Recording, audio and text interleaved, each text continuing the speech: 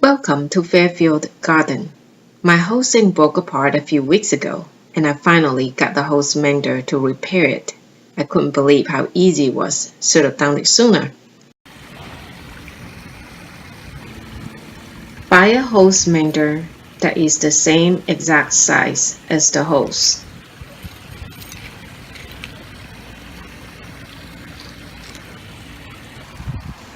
Cut off the old hose end. Slip on the clamp. Push the mender all the way in.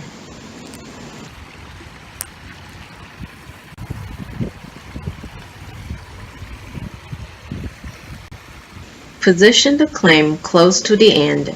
Tighten the screw.